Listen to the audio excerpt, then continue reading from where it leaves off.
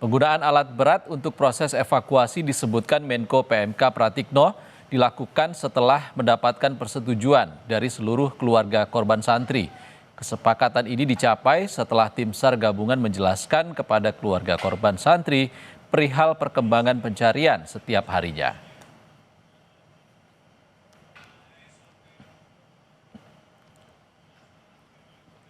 Tidak lagi ada tanda-tanda ditemukan kehidupan, itu sudah dijelaskan kepada keluarga, dan oleh karena itu keluarga juga setuju untuk penggunaan alat berat. Toh penggunaan alat berat pun akan digunakan dengan sangat-sangat hati-hati.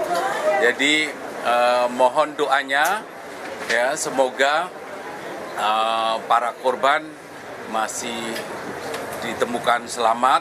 Kita terus berdoa untuk itu. Sementara itu, Kasubdit Pengarahan dan Pengendalian Operasi Bencana dan Kondisi Membahayakan Manusia Basarnas menyebut sebelum menggunakan alat berat untuk evakuasi, tim SAR sudah melakukan upaya mencari tanda-tanda kehidupan dengan menggunakan sejumlah alat canggih. Penggunaan alat dilakukan untuk mengetahui kemungkinan masih ada korban yang selamat di balik reruntuhan.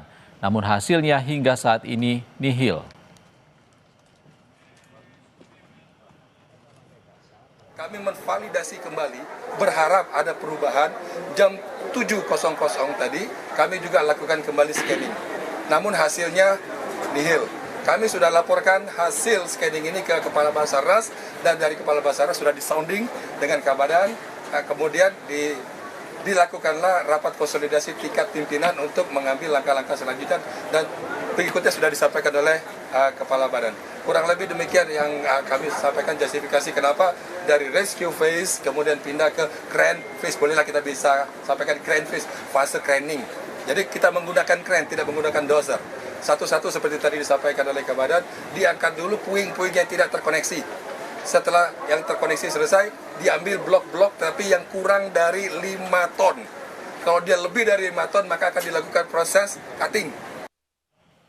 Dan berdasarkan penjelasan Basarnas, tim SAR gabungan telah melakukan 3 kali reassessment atau upaya mencari tanda-tanda kehidupan, kemungkinan masih ada korban yang selamat sebelum mengerahkan alat berat untuk evakuasi. Upaya mencari tanda kehidupan dilakukan sejak 1 Oktober pukul 22.30, namun hasilnya nihil. Kemudian tim juga kembali melakukan reassessment di tanggal 2 Oktober pukul 2 dini hari tadi, namun hasilnya kembali nihil. Dan yang terakhir pada pukul 7 pagi tadi, 2 Oktober, yang hasilnya juga nihil.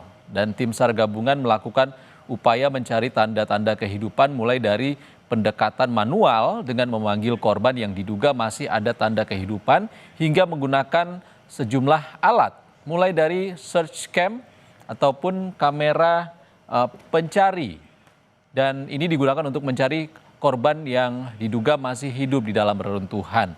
Alat lainnya, saudara, yang digunakan yakni wall scan shaver 400. Ini yang dikatakan oleh Basarnas, di mana alat ini bisa menjangkau tembok dan juga beton-beton dengan jangkauan terjauh yakni sepanjang 20 meter. Dan alat ini bisa mendeteksi life sign atau tanda kehidupan berupa denyut nadi, panas tubuh hingga pergerakan jumlah orang. Dan alat lain yang digunakan adalah multi search scanning, di mana alat ini bisa mendeteksi visual ataupun gambar tanda kehidupan berupa seismic motion ataupun gerakan halus dari manusia. Dan saudara, sementara itu dari Kepala BNPB mengatakan 59 orang masih dicari buntut ambruknya bangunan Ponpes Al-Khozidi. 5 orang ditemukan meninggal dan 103 lainnya selamat. Hari ini yang sudah terdata korbannya 108 korban. Itu terdiri dari 103 yang kondisi selamat, ya semuanya dirawat di rumah sakit, rinciannya ada. 5 meninggal dunia. Nah, 5 juga saya yakin rekan-rekan media sekalian sudah tahu nama-namanya. Nah, sekarang yang masih hilang, yang ada datanya, yang ada fotonya, itu sementara terdata 59 orang.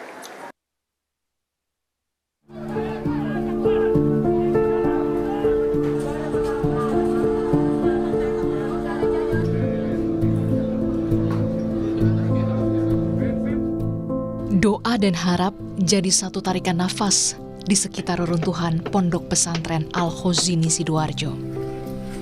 Keluarga santri rela bertahan di posko SAR gabungan demi mendapat informasi terbaru proses pencarian.